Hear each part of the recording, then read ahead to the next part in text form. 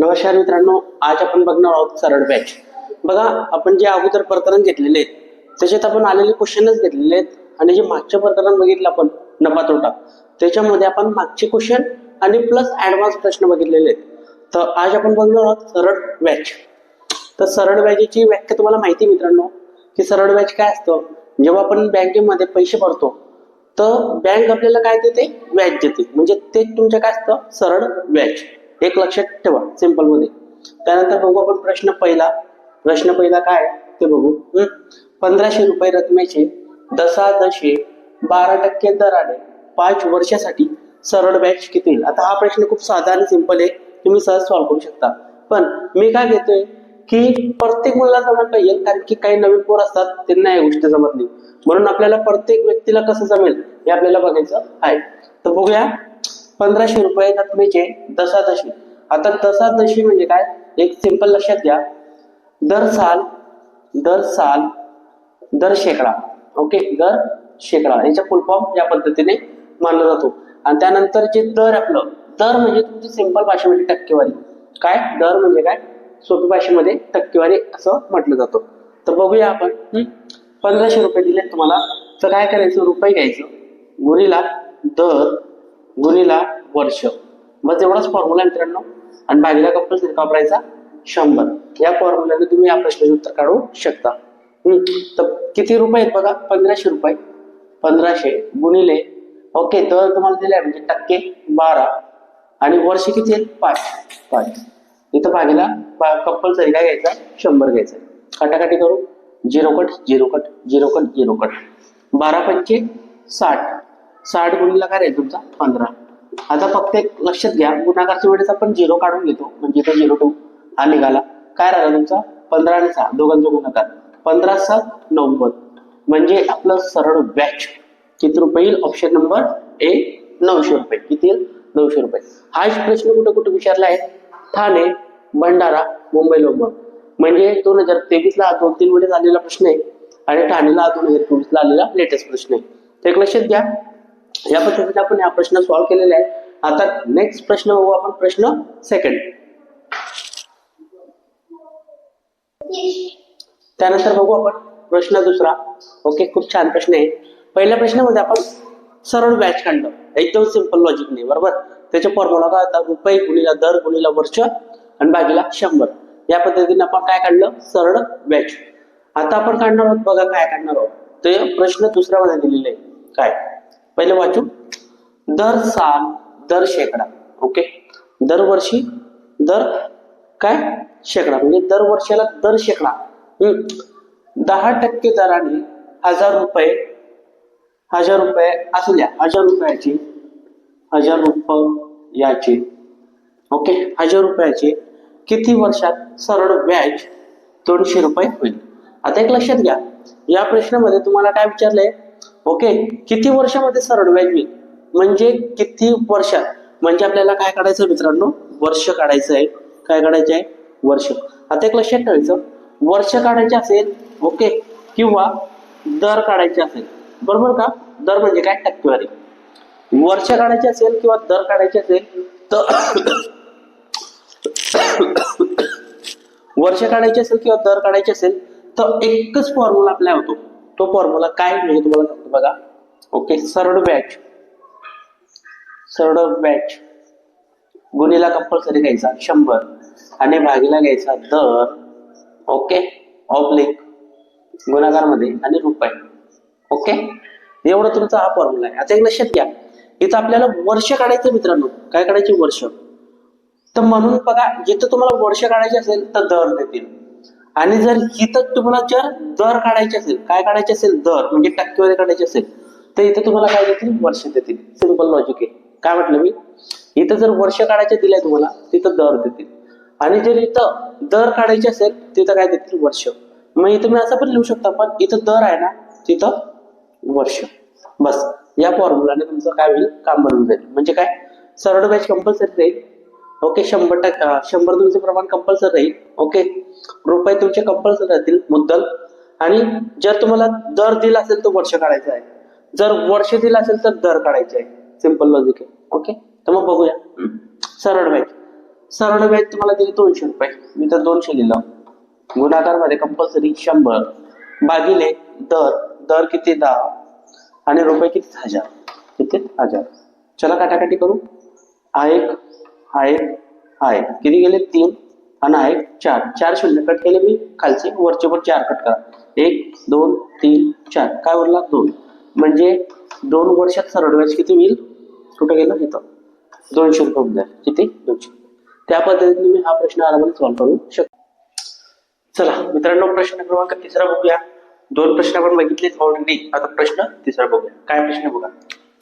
दशादशे 15% दराने एका रकमेचे 3 महिन्यात सरळ व्याज 360 रुपये मिळते, तर ती रक्कम शोधा. म्हणजे आपल्याला काय शोधायची, मुद्दल. काय शोधायची, मुद्दल. ओके, लक्षात घ्या. आता मुद्दल म्हणजे काय, की आपण जी बँकेत ठेवलेली रक्कम आहे ती आपल्याला शोधायची, असं उदाहरण मध्ये समजायचंय. बघूया हा प्रश्न कसं सॉल्व्ह करायचा आहे. ऑप्शन तुमच्या खाली आहेत. पहिले व्हिडिओ स्टॉप करून तुम्ही सॉल्व्ह करा. नाही जमत असेल तर मी इकडं सॉल्व्ह करणार. चला बघू. बघा काय करायचे आपल्याला. सरळ व्याज किती रुपये हा भेटले त्या व्यक्तीला, 360 रुपये. म्हणजे व्याज गुणाकार मध्ये काय घ्यायचं मित्रांनो, 100. कंपल्सरी काय घ्यायचं, 12. तर हा 12 का आपण घेतलेला आहे, 12 यासाठी घेतलं मित्रांनो की इथं 3 महिन्याचे व्याज भेटले त्याला. किती, 3 महिन्याचे. जेव्हा तुम्हाला महिन्यामध्ये विचारलं गेलं तर वरती कंपल्सरी काय घ्यायचा, 12. ओके. त्यानंतर भागीला दर, दर त्यानंतर तुमचा काय राहिला, महिना, गुणीला महिना. बस हा फॉर्म्युला तुम्हाला अप्लाय करायचा आहे. तर बघूया कसं सॉल्व्ह करायचं येईल. सरळ व्याज किती, 360 रुपये. म्हणजे व्याज 360 गुणाकार मध्ये, बरोबर का. त्यानंतर तुम्हाला दिले गुणीला कंपल्सरी 100, त्यानंतर गुणीला 12. ओके. आता खाली घेऊ आपण काय, तर दर किती टक्के, 15 गुणाकार मध्ये. किती महिन्यासाठी होतं, 3 महिने. इथं बघा 3 घेतलाय महिने. ओके. आता करा काटाकाटी. 3 1 3, 3 1 3, 3 दुने 6, शून्याच्या 0. इथपर्यंत पूर्ण भाग केलेला आहे. आता काय करायचंय, या 15 ने डायरेक्ट 120 ला भाग जाणार आहे. 15 1 15, 15 8 20.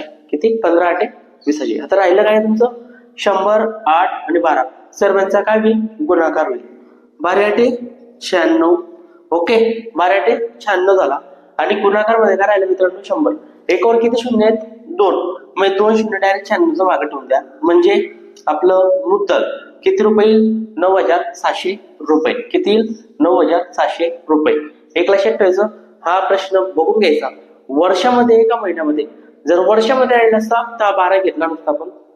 जर महिन्यामध्ये राहिला तिथं कंपल्सरी काय ठेवायचं, तुम्हाला 12 ठेवायचंय. एवढं लक्षात ठेवा. प्रश्न 4 बघूया पुढं. चला प्रश्न 4 खूप छान क्वेश्चन आहे, खूप मोठा क्वेश्चन आहे. बघूया काय क्वेश्चन आहे. बघा, 3 वर्ष मुदतीत 1500 रुपये मुद्दलावर मिळणारे सरळ व्याज हे 1200 रुपये मुद्दलावर मिळणाऱ्या सरळ व्याजापेक्षा 72 रुपयांनी जास्त 72 रुपये जास्त मिळतात, तर व्याजाच्या दशादशी शेकडा किती. आता एक लक्षात घ्या, हा प्रश्न तुम्हाला खूप लॉंग वाटतोय. ओके, लॉंग असू द्या, पण सॉल्व्ह करण्याची टेक्निक खूप छान आणि मस्त आहे. बघा, एक पेज सिंपल लॉजिक आहे. बघा, 3 वर्ष मुदत दिलेली आहे, बरोबर. 1500 रुपये मुद्दलावर, म्हणजे समजा 3 वर्षाची मुदत होती, 1500 रुपये बँकेत भरले, त्याचे सरळ व्याज आणि नंतर 1200 रुपये मुद्दल मी परत मिळवणाऱ्या सरळ व्याजापेक्षा, म्हणजे 1200 रुपये परत टाकणार आहे मी, त्याच्यावर मिळणाऱ्या सरळ व्याजापेक्षा किती रुपयांनी जास्त आहे, 72 रुपये जास्त मिळतात मला. तर जशी शेकडा दर किती, म्हणजे आपल्याला टक्केवारी काढायची. काय काढायची, टक्केवारी. ते एक लक्षात घ्या. करायचं काय, जी मुदत आहे पहिली ते घेऊन घ्या. मुदत किती तुमची मित्रांनो, ओके, मुद्दल आहे तुमची 1500 रुपये. किती, 1500 रुपये. ओके, मिळणारे सरळ व्याज हे, जे 1500 रुपये मुद्दलावर मिळणारे सरळ व्याज हे 1200 रुपये मुद्दलावर मिळणाऱ्या सरळ व्याजापेक्षा 72 रुपयांनी जास्त आहे. म्हणजे काय, पहिले 1500 रुपये तुम्ही बँकेत ठेवले, त्यानंतर त्याच्यावर मिळणारे सरळ व्याज. ओके, त्यानंतर परत तुम्ही 1200 रुपये बँकेत ठेवले, त्याच्यावर मिळणारे सरळ व्याज हे 72 रुपयांनी जास्त आहे. तर ऑब्विसली तुम्हाला काय विचारतील ते टक्केवारी विचारतील. तर मग करायचं काय, परत दुसरी मुद्दल किती आपली 1200 रुपये, मुद्दल किती दुसरी 1200 रुपये, 1200 लिहून घ्या, लिहिलं. त्यानंतर सरळ व्याजापेक्षा मिळणारे 72 रुपये जास्त मिळतात. म्हणजे काय, सरळ व्याज किती रुपये जास्त मिळतात, 72 रुपये जास्त मिळतात. आणि त्यानंतर तुम्हाला दिले वर्ष किती, 3 वर्ष. ओके, आता याला करायचं काय, सिंपल लॉजिक घ्या मित्रांनो. जी मुद्दल दिली मित्रांनो त्यांची सरळ वजाबाकी करा. काय करा, वजाबाकी. किती येईल, 1500 मधून 1200 गेली तर 300. किती येईल, 300. त्यानंतर एक लक्षात घ्या, रुपये किती रुपये जास्त भेटतात तुम्हाला, 72 रुपये. तर आपण डायरेक्ट फॉर्म्युल्यामध्ये मांडू आणि काटाकाटी करू. ओके, किती रुपये जास्त भेटतात तुम्हाला, 72 रुपये. मी तर 72 लिहितो. ओके, गुन्हेला कंपल्सरी का वापरायचं आहे, 100 भागिले. ओके, इथपर्यंत समजलं असेल तुम्हाला काय, की जास्त मिळणारे सरळ व्याजापेक्षा किती रुपये भेटतायत, हे 72 गुन्हेला कंपल्सरी 100. आता निश्चित जी मुद्दल आली होती आपली 1500 आणि 1200 यांची वजाबाकी किती आली, 300. 300 खाली येऊ द्या, कुठे येऊ द्या, खाली. आणि गुणाकार मध्ये वर्ष, वर्ष किती तुमचे, 3 वर्ष. इथं 3 वर्ष. चला काटाकाटी करायची, करूया. काट कट कट कट, 3 1 3, 3 दुने 6, किती उरेल 1, 3 चौक 12. ओके, राहिला तुमचं 24 आणि 3, 3 1 3, 3 8 24. म्हणजे आपलं तर किती, 8%. 8% ऑप्शन आहे का, नाही. चला इथं आपण काय करू, 8% घेऊन टाकू. ऑप्शन माझ्याने वेगळे लिहिले गेले. तर इथं ऑप्शन नंबर ए म्हणजे आपलं उत्तर काय येणार आहे, 8%. सिंपल लॉजिक घ्या. काय म्हणतोय, जे जास्त भेटणारे पैसे ते घ्या, 72 गुणिला कंपल्सरी 100. त्यानंतर जी मुद्दल आहे तुमची, पहिले 1500 रुपये होती, नंतर 1200. दोघांची वजाबाकी किती आली, 300. आणि खाली काय घेतलं, वर्ष. काटाकाटी केल्यावर किती येईल, 8%. म्हणजे हा प्रश्न कुठं कुठं विचारला ते आपण सांगतो, बीड दौंडला विचारला गेलेला आहे. रिपिटेशन होण्याची संभाव्यता आहे. प्रश्न बघूया 5वा पुढं. चला प्रश्न बघूया 5वा. ओके, काय प्रश्न मित्रांनो, लक्षात घ्या. प्रश्न 5वा, जगदीशने पतसंस्थेकडून 3600 रुपये दशादशे 12.1/2 दराने, म्हणजे टक्केवारी तुमची 12.1/2 म्हणजे काय, 12.5% दराने कर्ज घेतले. ओके, 2.1/2 वर्षात मुदतीत त्याला किती पैसे परत करावे लागेल. आता एक समजा एक पतसंस्था आहे, त्यांच्याकडून मी 3600 रुपये घेतले, बरोबर. टक्केवारी काय लावली, 12.5, म्हणजे 12.1/2 म्हणजे 12.5% लावले. कर्ज घेतली, बरोबर. त्यानंतर मुदत दिली त्यांनी, म्हणजे किती वर्षात तुम्ही फेडणार. ओके, तर 2.5 वर्ष म्हणजे काय, 2.1/2 वर्षात मुदतीत त्याला किती पैसे परत करावे लागतील, म्हणजे 2.5 वर्षामध्ये मला त्यांना पूर्ण एकूण किती रुपये परत करावे लागतील. हा प्रश्न केलेला आहे. हा प्रश्न कसा सॉल्व्ह करायचा बघूया. ऑप्शन दिलेले आहेत, कुठं कुठं विचारलंय, नागपूर, रायगड, ठाणे इथं विचारला गेलेला हा प्रश्न आहे. बघा काय करायचंय, जगदीशने एका संस्थेकडून किती रुपये घेतले मित्रांनो, 3600 रुपये. 3600 लिहून घ्या, लिहिलं गुणाकार मध्ये. त्यानंतर दर तुमचा किती, 12.1/2 म्हणजे काय, याला पूर्णांक मध्ये करून घ्या किंवा मग याला आपल्या पॉईंट मध्ये काढून घ्या. तर कसं निघणार, 12.1/2. इथं करायचा गुणाकार, ही स्टेप माहित असेल तुम्हाला. आणि तो प्लस 12 दुने 24, 24 आणि 1 25. ओके, 25 आणि हा छेद आहे ना सेम लिहायचा. इथपर्यंत आलं असेल लक्षात. काय लिहिलं मी, 12 दुने 24, 24 आणि हा 1 किती झाला, 25 आणि छेद सेम. याला काटा, बे 1 बे, बे 1 बे, बे दुने 4 उरला 1.0, बे 5 10. म्हणजे 12.5% काय आलंय, दर आला, म्हणजे टक्केवारी. मी तर 12.5 लिहून घ्या, 12.5 लिहिलं. गुणाकार मध्ये वर्ष, वर्ष किती तुमचा, 2.1/2 म्हणजे इथं लिहितो 2.1/2. परत तीच स्टेप करा, जिथं आपण ही केली ना तीच करायची. बे दुने 4, 4 आणि 1 5 भागीला 2, बे 1 बे, बे दुने 4 उरला 1.0, बे 5 10, 2.5 आला, बरोबर 2.5. इथे लिहून टाका 2.5. आणि भागीला कंपल्सरी काय वापरतो मित्रांनो आपण, 100. इथपर्यंत आला असेल तुमचं चांगलं लक्षात.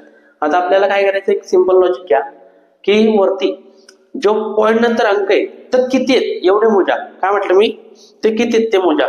इथं बघा पॉईंट नंतर किती अंक आहे, 1. इकडे किती आहे, 1. 1 आणि 1 किती होतील, 2.